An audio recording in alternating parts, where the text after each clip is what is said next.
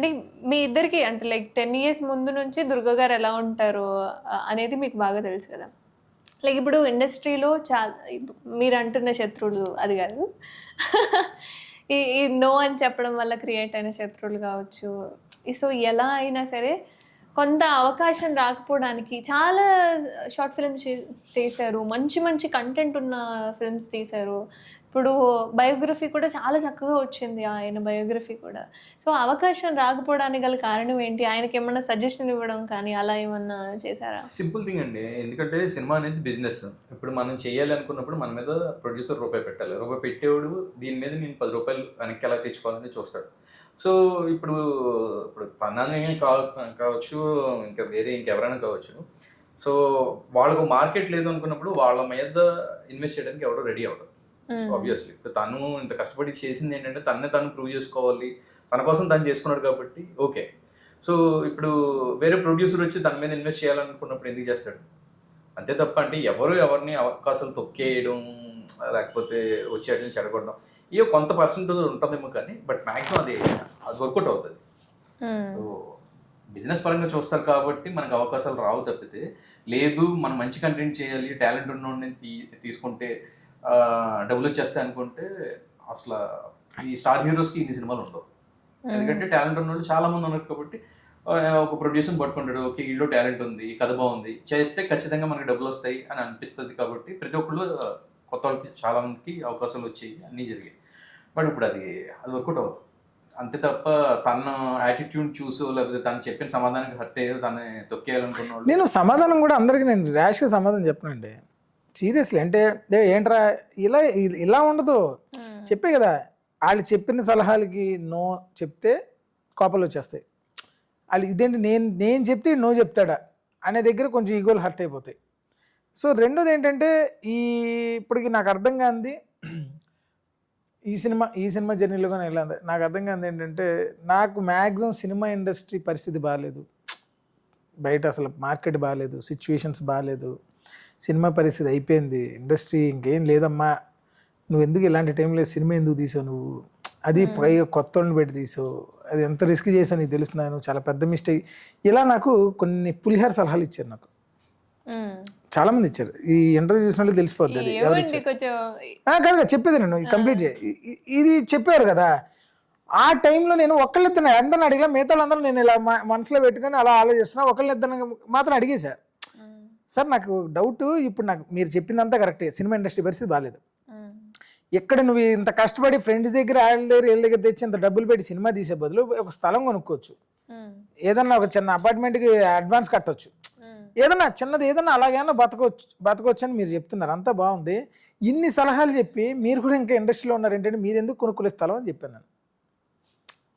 నాకు ఇలా సలహాలు చెప్పిన కాదు, నాకు ఇలా సలహాలు చెప్పిన ప్రతి ఒడు ఇండస్ట్రీ పరిస్థితి బాగాలేదు అంటున్నాడు కానీ ఆడ ఇండస్ట్రీ నుంచి వదిలేట్లా, వాళ్ళ ఇండస్ట్రీలోనే ఉంటున్నారు.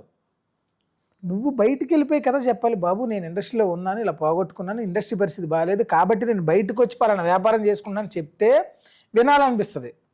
నువ్వు ఇండస్ట్రీలో ఉంటున్నావు, నువ్వు ఇండస్ట్రీ పనులే చేసుకుంటున్నావు, నువ్వు నెక్స్ట్ సినిమాలు ఏం చేయాలని ప్లాన్ చేసుకుంటున్నావు, నాకు వచ్చి ఇండస్ట్రీ పరిస్థితి బాగాలేదమ్మా, ఎందుకు చేసావు అసలు ఇండస్ట్రీలో, ఎందుకు నీకు అసలు దీనివల్ల నీకేమన్నా ఉపయోగం ఉందా అమ్మా అంటుంటే నాకు ఎలా అనిపిస్తుంది అంటే మందు గ్లాస్ చేత్తో పట్టుకుని అసలు మందు తాగడం వల్ల ఎన్ని హెల్త్ ఇష్యూస్ వస్తాయి తెలుసా అని చెప్పి పెగ్గేస్తున్నావు అని చూస్తే నీకు ఎలా అనిపిస్తే అలా అనిపిస్తుంది నాకు. గ్లాస్ తీసుకొని ఎత్తను పగలు పట్టు అంతే కదా. సో అంతే కదా, అందుకు జనాలకి నచ్చదు.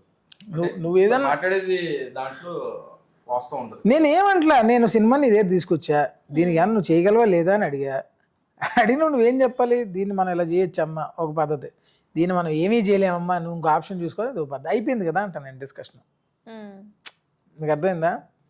నాకు ఆకలి వేస్తుంది, మీది బిర్యానీ హోటల్ అండి, నాకు ఆకలి వేస్తుంది, మీ దగ్గరికి వచ్చి లక్ష్మి గారు ఏమనుకోదు కొంచెం బిర్యానీ పెడతారు ఆకలి వేస్తుందని అడిగా వచ్చి, కాదు దుర్గా నీకు ఆకలి వేస్తుంది ఓకే, అసలు బిర్యానీ ఎలా తయారు చేస్తారు నీకు ఐడియా ఉందా, అసలు ఏ రైస్ వాడతారు చెప్పు ఒకసారి, ఏమేమి దినుసులు వాడతారు అందులో, ఎంత ఉప్పు వేస్తాను చెప్పు కేజీకి, ఈ చెప్తున్నావు అనుకో నాకు ఆకలి వేస్తుంటుంది.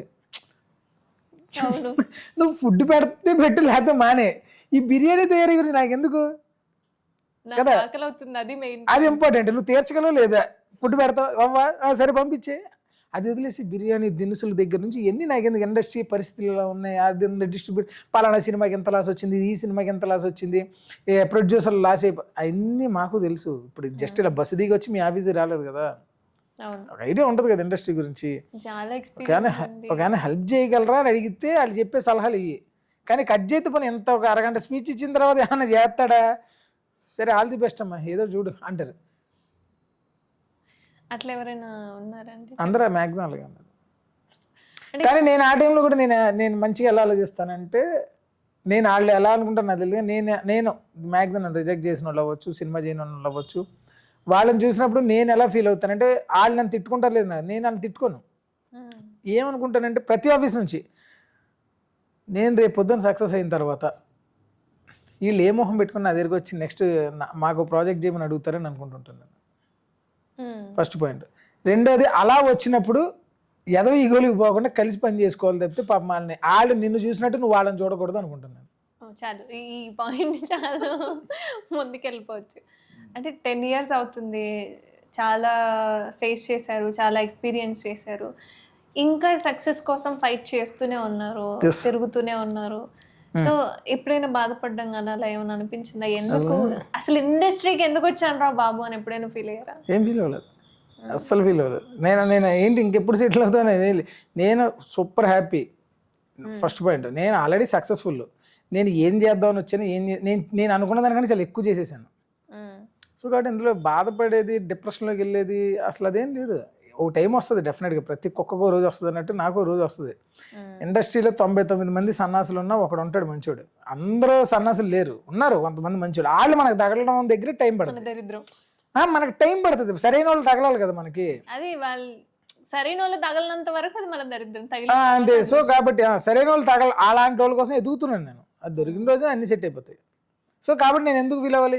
ఇక్కడ ఇండస్ట్రీలో నేను ఏమంటానంటే, నువ్వు IAS IPS అవ్వాలి అని అంటే నువ్వు డిగ్రీ పాస్ అవ్వడం అనేది మినిమం గ్యారంటీ కదా, అది ఫిక్స్. అది దాని ఆ రూల్ని ఎవడ మార్చలేడు కదా. సో నువ్వు డిగ్రీ పాస్ అవ్వకుండా అరే నేను IAS IPS ఎందుకు అవ్వట్లేదు అని నువ్వు ఫీల్ అవ్వడంలో అర్థం లేదు కదా.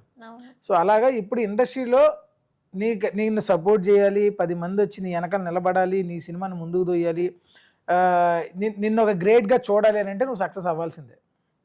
డిగ్రీ పాస్ అవ్వడానికి IAS IPS అవ్వాలంటే డిగ్రీ ఎలా పాస్ అవ్వాలో ఇండస్ట్రీ నేను పట్టించుకోవాలంటే నువ్వు సక్సెస్ అవ్వాలి.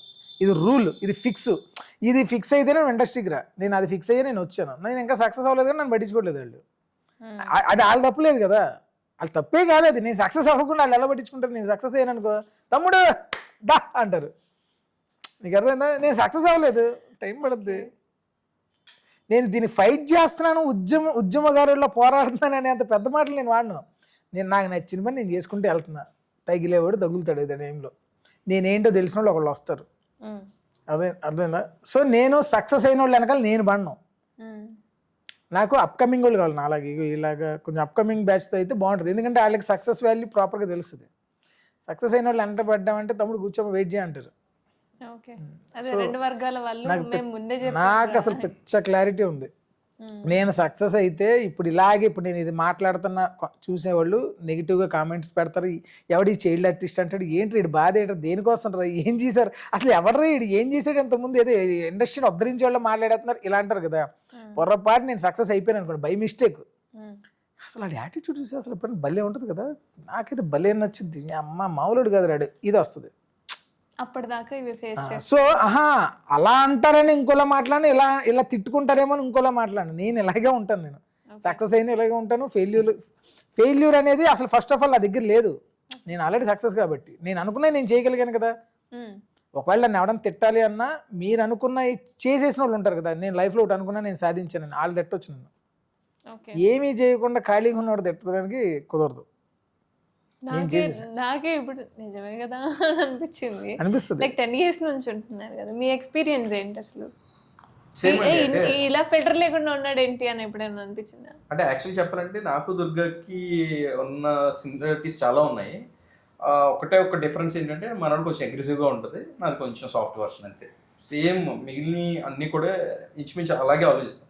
అంటే ఇప్పుడు సక్సెస్కి మనం ఒక మెజర్మెంట్ పెట్టుకోవడమే తప్ప, ఇప్పుడు నేను ఈ సినిమా చేశాను కాబట్టి దానికి ఇంత కలెక్షన్ వస్తేనే అది సక్సెస్, లేకపోతే ఇది చేసిన తర్వాత ఇంకో 10 సినిమాలు చేస్తేనే అది సక్సెస్, అది కాదు.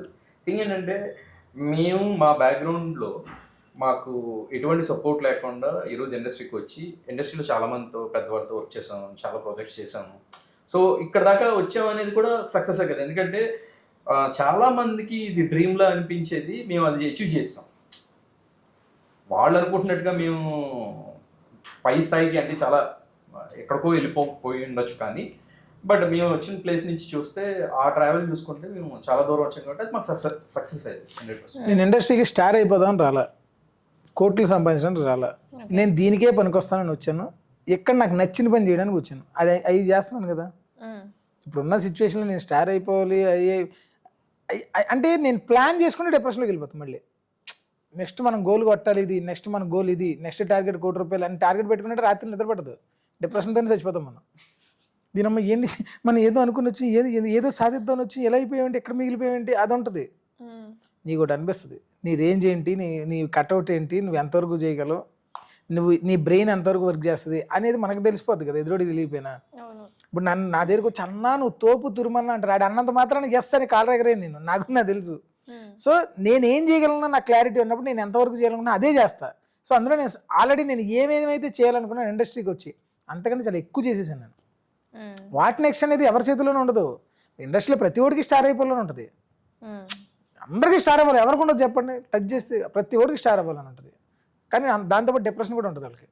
అది బయట చెప్పరు కానీ బట్ నాకు స్టార్ అవ్వాలని కాదు, నాకు మంచి యాక్టర్ అవ్వాలని ఉంది. ఉన్నంతవరకు మ్యాక్సిమం ఓపిక ఉన్నంతవరకు ఇండస్ట్రీలోనే ఉంటాను, ఇక్కడే ఉంటాను, నచ్చినవి చేసుకుంటానే వెళ్తాను, ఇలాగే ఉంటాను. ఓకే. సో వాట్ నెక్స్ట్ అనేది నో ప్లానింగ్, నో క్లారిటీ.